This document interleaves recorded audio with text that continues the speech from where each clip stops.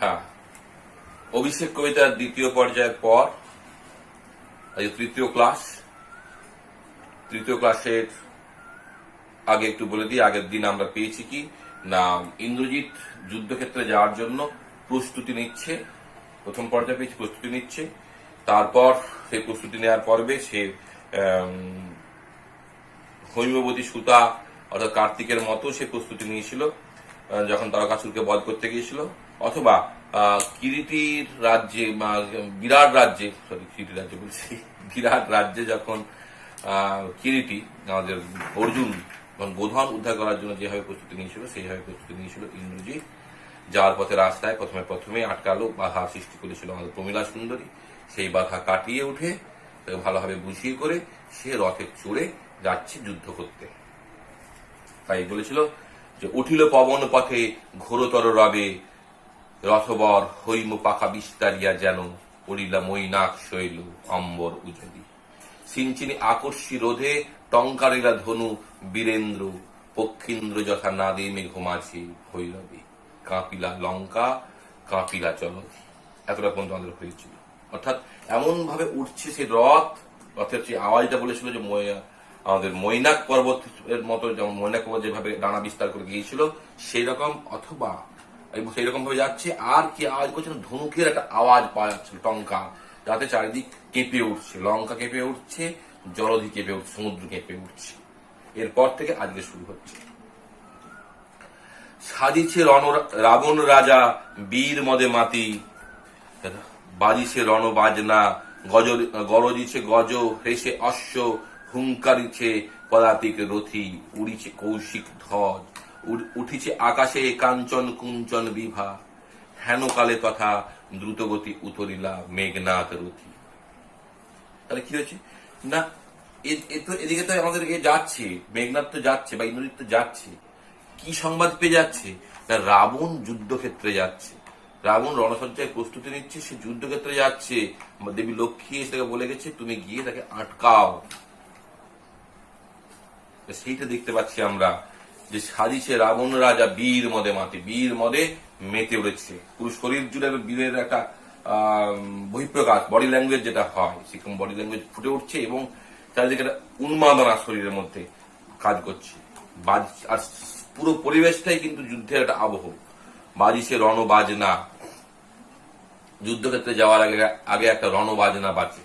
বিয়ের সময় যেমন সানাই বাজে, স্পেশাল একটা বাজনা, সেরকম তৎকালীন যুগে রণ বাজনাও একটা ছিল। একটা তো সিঙা হয়, যুদ্ধ শুরু করার আগে সিঙা বাজাতে হয় ফু দিয়ে। আর এছাড়া রণবাজনা একটা উদ্দামতা সৃষ্টি করে, বেশ গুরুগম্ভীর একটা আওয়াজ তৈরি করবে। কিভাবে বোঝাবো, ওটা অনেকটা হবে তোমার ওই বাহুবলী সিনেমায়, যখন আমাদের সিনেমার কথা যদি বলি, বাহুবলী সিনেমায় যখন আমাদের রাজা বাহুবলী যখন সিংহাসনে বসার কথা হচ্ছিল, সেই সময় যে প্রচুর বাদ্যযন্ত্র একসাথে বাজছিল, ধূপ ধূপ ধূপ ধূপ করে একটা আওয়াজ হচ্ছিল, সেই আওয়াজটার মধ্যে একটা রণ উন্মাদনা আছে। প্রত্যক্ষভাবে এই আওয়াজ তোমরা পেয়ে থাকতে পারো, রণ উন্মাদনার আওয়াজ। সেখানে পুরো শরীরের লোমগুলো পুরো খাড়া হয়ে যাবে এবং কেঁপে উঠবে, পুরো শরীর জুড়ে একটা বীরের ঐশ্বর্য ফুটে উঠবে পুরো শরীর জুড়ে।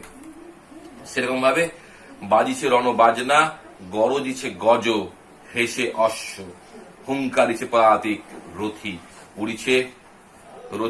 উড়িছে কৌশিক ধ্বজ। কি হচ্ছে এখানে না, রণবাজনা বাজছে, গরজিছে গজ, গজ মানে হাতি গর্জন করে উঠছে, বন্ধ করে দিল। হেসে অশ্ব মানে ঘোড়াও চিৎকার করছে, সমস্ত ঘোড়া যদি একসাথে চিৎকার করে, লাগে সমস্ত ঘোড়া যদি একসাথে চিৎকার করে কিরকম আওয়াজটা হবে। আর কি না, হুঙ্কার দিচ্ছে পদাতিক রথি, যত পদাতিক সৈন্যরা আছে, পদাতিক বাহিনী তো সবচেয়ে বেশি থাকে, মানে সৈন্যদল, যারা যে সৈন্যদলরা হেঁটে গিয়ে যুদ্ধ করে, সেই সৈন্যদল হুঙ্কার দিচ্ছে সবাই একসাথে। আর উড়িছে কৌশিক ধ্বজ, রেশমের একটা পতাকা আকাশে উঠছে যুদ্ধক্ষেত্রে যাওয়ার জন্য। যার আগে রাবণের দল হিসেবে একটা পতাকা উঠছে আকাশে, যে আমাদের দলের নিশানা এটা। আমাদের যেমন এখন পতাকা বলতে আমরা ত্রিরঙ্গ মঞ্জিত ভারতের জাতীয় পতাকা এখন আছে, তখন যে রাবণের একটা পতাকা ছিল, লঙ্কার একটা পতাকা ছিল, সেই পতাকা উঠছে আকাশে। কৌশিক ধ্বজ, রেশমের বস্ত্র, কৌশিক ধ্বজ মানে রেশমের বস্ত্র। উঠেছে আকাশে কাঞ্চন কুঞ্চন বিভা, আকাশে উঠছে কাঞ্চন কুঞ্চন বিভা।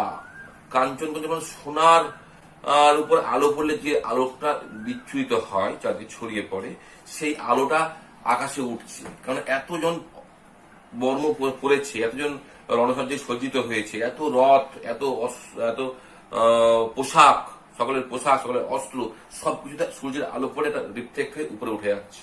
সেটাকেই বলছেন যে উঠিছে আকাশে কাঞ্চন কুঞ্চন বিভা, সোনার তৈরি বর্মের আভাগুলো সব আকাশে উঠছে। আর কি হচ্ছে, হেন কালে তথা দ্রুতগতি উতরিলা মেঘনাথ রথী। ঠিক সেই সময় সেইখানে যেখানে রাবণ রণসজ্জা নিচ্ছে, সেখানে মেঘনাথের রথ গিয়ে নামলো।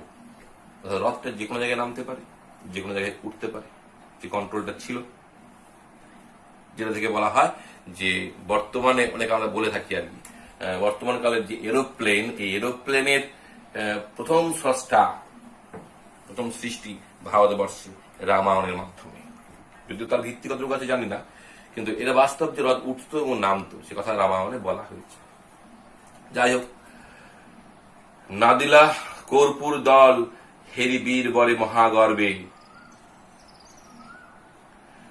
নমি পুত্র পিতার চরণে করজোড়ে কহিলা, হে রক্ষ কুলপতি, শুনেছি মরিয়া নাকি বাঁচিয়া আছে পুনরাঘব। হে মায়া পিত বুঝিতে না পারি, কিন্তু অনুমতি দেহ সমূলে নির্মূল করিব পামরে আজি। ঘোর সরানলে করি ভস্য, বায়ু হস্তে উড়াইব তারি, নতুবা বাঁধিয়া আনি দিবরাজ পদে। এইভাবে বলছে। কি বলছে?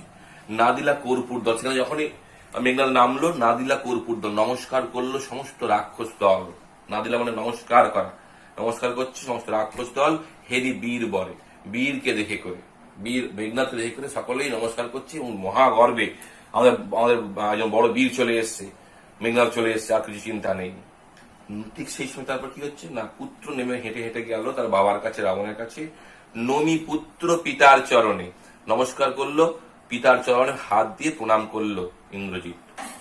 করজোড়ে কহিলা, হে রক্ষ কুলপতি, শুনেছি মরিয়া নাকি বাঁচিয়ে আছে পুনরাঘব। সে তার বাবাকে গিয়ে বলছে, খুব নরম স্বরে বলছে, হে রক্ষ কুলপতি, রাক্ষস কুলের রাজা বা রাক্ষস কুলের কুলপতি রাবণ, শুনেছি মরিয়া নাকি বাঁচিয়ে আছে পুনরাঘব। শুনলাম মরে করেও নাকি রাবণ বেঁচে গেছে। এই রাবণ বলছে, সরি সরি সরি দুঃখিত, মরে করেও নাকি রামচন্দ্র বেঁচে গেছে। হে মায়া পিত বুঝিতে না পারি, পিতা এটা মায়া বলে করেছে, এটাই বুঝতে পারিনি। যদি জানতাম তাহলে কিন্তু এভাবে ছেড়ে দিয়ে আসতাম না ওকে আমি। কিন্তু অনুমতি দেহ সমূলে নির্মূল করিব পামরে আজ। কিন্তু আর একবার অনুমতি দাও, তুমি আর একবার অনুমতি দাও, সমূলে নির্মূল করিব আমি। সমূলে নির্মূল করে দিয়ে আসবে তাকে। সমূলে মানে রামকে কেটে কেটে হয়তো হত্যা করে আসবে। সমূলে নির্মূল করিব পামরে আজি, পামরে মানে পাপীকে। রামকে এখানে পাপী বলে বলা হচ্ছে, যেটা রামায়ণে আমরা একমাত্র এই মাইকেল মধুসূদন দত্তের মেঘনাথ বধ কাব্যেই পাই। রামচন্দ্রকে পাপী বলে সম্বোধন করছে, দাস বলে সম্বোধন করছে, রাস্তার ভিখারি বলে সম্বোধন করছে, যেটা অন্য কোথাও পাবে না। কিন্তু এটা এই নতুন চেতনায় মেঘনাথ আমাদের মাইকেল মধুসূদন দত্ত কবিতাটা লিখেছিলেন বলেই এটা সম্ভব হয়েছে। ঘোর সরানলে করি ভস্য, বায়ু অস্ত্রে উড়াইব তারে, নতুবা বাঁধিয়া আনি দিব রাজপথে। তিনটে কারণ বললো। কি কি কারণ? ঘোর সরানলে করিবা ভস্য, স্বর এমন নিক্ষেপ করিব, তীর এমন নিক্ষেপ করিব যে স্বর থেকে আগুন নিঃসৃত হতে যাবে। অগ্নিবাণ, রঙ্গজনে ছিল অগ্নিবাণ, সেই অগ্নিবাণ এমন নিক্ষেপ করবো যে সেই বাণ গিয়ে করে ভস্য করে দেবে, যে জ্বালিয়ে ভস্য করে দেবে। কমা বায়ু অস্ত্রে উড়াইব তারে, অথবা বায়ু অস্ত্র প্রয়োগ করবো ওর উপরে, যখন উড়িয়ে নিয়ে চলে যাবে, এই পৃথিবীর বাইরে পাঠিয়ে দিবে হয়তো বা নতুবা বাঁধিয়ে আনি দিব রাজপদে, অথবা বেঁধে নিয়ে এসে আপনার রাজপদে, রাজার পদে কাছে ফেলে দেবো আমি। একবার অনুমতি আপনি খালি দিন।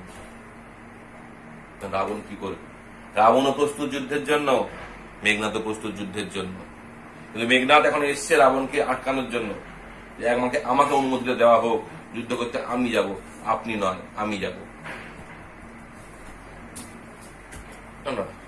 এটা আলিঙ্গি কুমারে, রাবণ কি করছে, আলিঙ্গি কুমারে চুম্বি শির মৃদু স্বরে উত্তর করিলা, তবে স্বর্ণ লঙ্কাপতি। রাক্ষস কুল শেখর তুমি বৎস, তুমি রাক্ষস কুল ভরসা, এ কাল সমরে নাহি চাহে প্রাণ মম, পাঠাইতে তোমা বারংবার। হায় বিধি বাম মম প্রতি, কে কবে শুনেছে পুত্র ভাসে শিলা জলে, কে কবে শুনেছে লোক মরি পুনঃ বাঁচে। ছেলেকে আলিঙ্গন করলো বুকে, তারপরে শিরে চুম্বন করলো, কপালে চুম্বন করলো পুত্রের, তারপরে উত্তর দিচ্ছে স্বর্ণের লঙ্কাধিপতি রাবণ উত্তর দিচ্ছে কি না, রাক্ষস কুল শেখর তুমি, রাক্ষস কুলের শ্রেষ্ঠ বীর তুমি বৎস, তুমি রাক্ষস কুল ভরসা, তুমি রাক্ষস কুলের ভরসা। এ কাল সমরে নাহি চাই প্রাণ মম, পাঠাইতে তোমা বারংবার। এই কাল সমর, কাল সমর বলতে কি বলছিলাম, আগে একবার কাল পেয়েছি আমরা, এই কাল সমরে রক্ষক চূড়ামণি পেয়েছিলাম। কাল মানে মৃত্যুরূপ যুদ্ধ, মৃত্যুর যুদ্ধ, মৃত্যুর একটা পাহাড় বয়ে যাচ্ছে, পাহাড় লেগেছে, মৃত্যু হচ্ছে, প্রচুর মৃত্যু হচ্ছে, প্রচুর লোকের জীবনে ক্ষতি ডেকে আনছে, তাই এই যুদ্ধটাকে কাল বলছে, কাল মানে মৃত্যু। এই কাল সমরে পাঠাইতে নাহি চায় বারংবার তোমাকে, বারবার তোমাকে পাঠাতে আমার মন চায় না।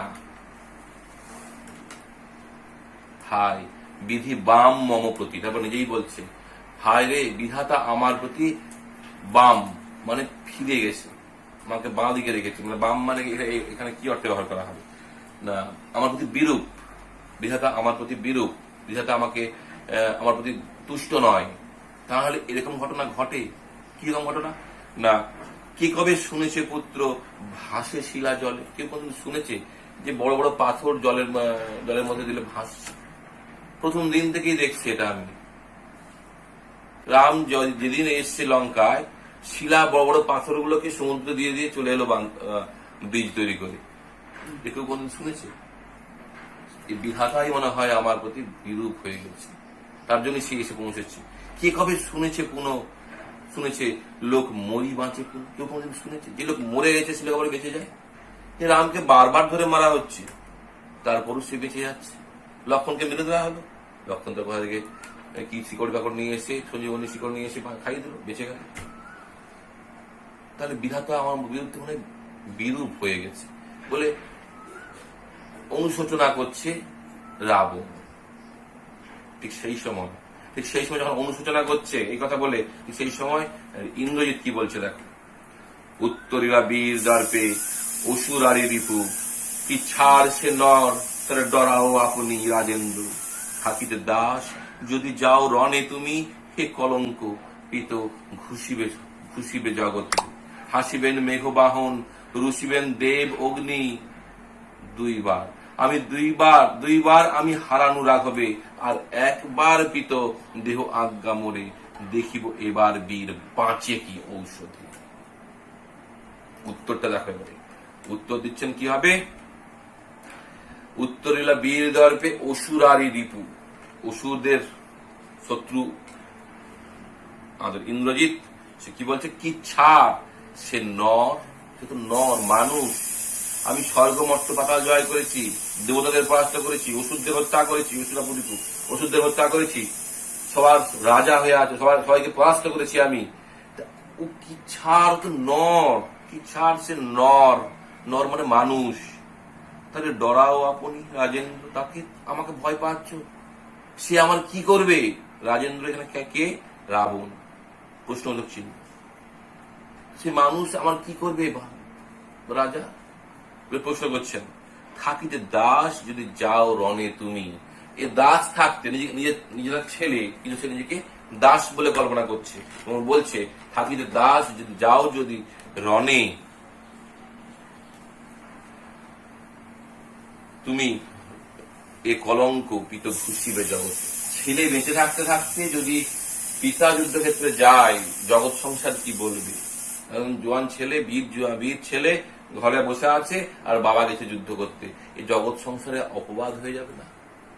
এই কথার মধ্য দিয়ে দেখো আমরা ইন্দ্রজিতের শিষ্টাচারটাও জানতে পারছি, বাবার প্রতি তার যে সম্মান বোধ, জগতের প্রতি তার যে সম্মান বোধ, আত্মস্বাতন্ত্র বোধ, ব্যক্তিত্ব বোধ, সেই বোধগুলো জেগে উঠছে ইন্দ্রজিতের কথার মধ্যে দিয়ে, ফুটে উঠছে। ছেলে বেঁচে আছে আর তার বাবা আছে যুদ্ধক্ষেত্রে, এটা অপমানকর আমার পক্ষে। শুধু আমার ক্ষেত্রে না, পৃথিবীর লোক কি বলবে যে লঙ্কার বুকে এরকম কাণ্ড ঘটে, যে ছেলে বেঁচে আছে, বাবা যুদ্ধক্ষেত্রে গেছে। হাসিবেন মেঘবাহন, রুষিবেন দেব অগ্নি। মেঘবাহন হাসবে, দেব অগ্নি, দেবতা অগ্নি, সেও রুষিবেন, মানে রোষ, মানে ক্ষুব্ধ হয়ে পড়বেন। দুইবার আমি হারানো রাঘবে, আমি দুবার রাঘবকে হারিয়েছি, আর একবার পিত দেহ আজ্ঞা মরে, আর একবার আজ্ঞা দাও পিতা, দেখিব এবার বীর বাঁচে কি ঔষধে। আর একবার আজ্ঞা দাও, এবার দেখবো আমি ওই বীর কিভাবে বাঁচে, কোন ঔষধে বাঁচে। আমি এমন ভাবে তাকে হত্যা করব যে তার কোন ঔষধ খুঁজে পাবে না। সেই রকম পর্যায়ে নিজেকে নিয়ে যাচ্ছে ইন্দ্রজিৎ। এই কথার প্রত্যুত্তরে কহিলা রাক্ষসপতি। রাক্ষসপতি কি? রাবণ। কহিলা রাক্ষসপতি, কুম্ভকর্ণ বলি ভাই মম, তাই আমি জাগানু অকালে ভয়ে হায়। দেহ তার দেখো সিন্ধু তীরে ভূপতিত, গিরিসিংহ কিংবা তরু যথা বজ্রঘাতে। তবে যদি একান্ত সমরে ইচ্ছা তব বৎস, আগে পুজো ইষ্ট দেবে, নিকুম্ভিলা যজ্ঞ সাঙ্গ করো বীরমণি। সেনাপতি পদে আমি বরিনু তোমারে, দেখো অষ্টাচলক আমি দীননাথ এবে, প্রভাতে জুছিও বৎস রাঘবের সাথে। এতে কহিয়া রাজা যথানিধি লয়ে গঙ্গদক অভিষেক করিলা কুমারে। এবার কি বলছেন রাক্ষসপতি? রাবণ কি বলছেন না, কুম্ভকর্ণ বলি ভাই মম, আমার ভাই কুম্ভকর্ণ বলি হয়ে গেছে, কুম্ভকর্ণকে হত্যা করে দিয়েছে রাম। হ্যাঁ, তাই আমি জাগানু অকালে ভয়, তাকে আমি অকালে জাগিয়ে দিয়েছিলাম। 6 মাস ঘুমায়, একদিনের জন্য ওঠে, খায়, আবার 6 মাস ঘুমায়। এমনই নাকি সে বীর, আজব বীর আমাদের বাল্মীকি তৈরি করেছিলেন বাবা। 6 মাস ধরে ঘুমাবে, একদিন উঠবে, এমন খাওয়া খাবে যে আবার 6 মাস ঘুমাবে। এই ব্যক্তি যে বীর কি করে হয় আমি জানি না। রামায়ণে কিন্তু বলা আছে কুম্ভকর্ণ বিশাল বড় বীর। সেই বীরকে আমাদের জাগিয়ে দিয়েছিলেন রাবণ। যাকে যুদ্ধক্ষেত্রে পাঠানো হয়েছিল, সেই যুদ্ধক্ষেত্রে গিয়ে সে পরাস্ত হয়েছে। সে যুদ্ধ করতে গেছে, তার যুদ্ধের যে কাহিনী আমি পড়েছি রামায়ণে, সে যুদ্ধের বিশাল কোনো কাহিনী নেই। তার বিশাল বড় চেহারাটা নিয়ে সে খালি এগিয়ে যাচ্ছে রামের দিকে। হ্যাঁ হ্যাঁ হ্যাঁ করে এগিয়ে, হাতে একটা গদা আছে, এগিয়ে যাচ্ছে এগিয়ে যাচ্ছে এগিয়ে যাচ্ছে।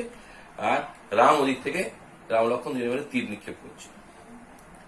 এমন তীর নিক্ষেপ করলে প্রথমে যে একটা হাত কেটে বেরিয়ে গেল, হাত কেটে বেরিয়ে চলে গেল। তা সত্ত্বেও কিন্তু কুম্ভকর্ণ বসেন, দাঁড়ায়নি, ক্ষান্ত হয়। সে আবার এগিয়ে যাচ্ছে এগিয়ে যাচ্ছে এগিয়ে যাচ্ছে, আবার একটা তীর নিক্ষেপ করলো, ওই হাতে কাটা হয়ে গেল। তাও সে এগিয়ে যাচ্ছে। যত এগিয়ে যাচ্ছে, পা যেখানে যেখানে পড়ছে, প্রচুর বানর সৈন্য মারা যাচ্ছে। তারপরে তার এমন তীর মারল যে দুটো পাই কাটা হয়ে গেল। তা সত্ত্বেও তাদের স্পিডটা ছিল, সেই স্পিডটাতে তার বডিটা ঘুরতে ঘুরতে ঘুরতে ঘুরতে যাচ্ছে। যত ঘুরতে ঘুরতে যাচ্ছে, যত বানর সৈন্য মরতে মরতে যাচ্ছে।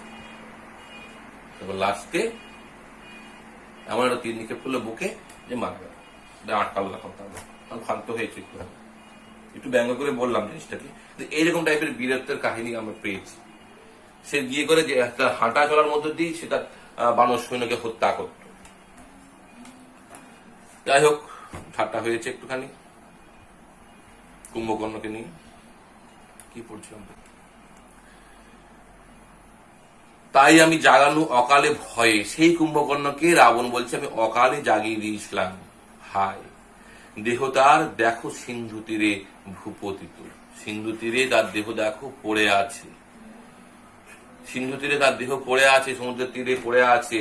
কিভাবে পড়ে আছে? গিরিসিংহ কিংবা তরু যথা বজ্রাঘাতে। গিরিসিংহ যদি পড়ে থাকে যেমন হবে, যেমন লাগবে দেখতে, বা বিশাল বড় একটা গাছ পড়ে থাকলে যেমন লাগবে দেখতে, সেই রকম লাগছে ওখানে কুম্ভকর্ণকে, যেভাবে ও পড়ে আছে। তবে যদি একান্ত সমরে ইচ্ছা তব বৎস, আগে পুজো ইষ্ট দেবে, নিকুম্ভিলা যজ্ঞ সাঙ্গ করো বীরমণি। তবে তাহলে তো যদি তুমি বলছো না যুদ্ধ করতে যাবে, তাহলে অতি অবশ্যই তুমি আগে ইষ্ট দেবতা, আমাদের বংশের যে ইষ্টদেব আছে সেই ইষ্টদেবকে বন্দনা করো, ইষ্টদেবের পূজা করো এবং নিকুম্ভিলা যজ্ঞটা সাঙ্গ করে তুমি যাও। এই নিকুম্ভিলা যজ্ঞটা এমন একটা যজ্ঞ, যে যজ্ঞটা সাঙ্গ করলে ইন্দ্রজিৎকে আর কেউ, পৃথিবীর স্বর্গ মর্ত পাতালের কেউ আর হারাতে পারবে না। নিকুম্ভিলা যজ্ঞটা সম্পন্ন করতে পারলেই ইন্দ্রজিৎ অমরত্ব লাভ করে নেয় যুদ্ধে, তাই কেউ হারাতে পারে না। তাই বলছে নিকুম্ভিলা যজ্ঞ সাঙ্গ করো বীরমণি, সেনাপতি পদে আমি বলিনু তোমারই, সেনাপতি পদ তোমাকে আমি দিলাম, তুমি যাবে যুদ্ধ করতে।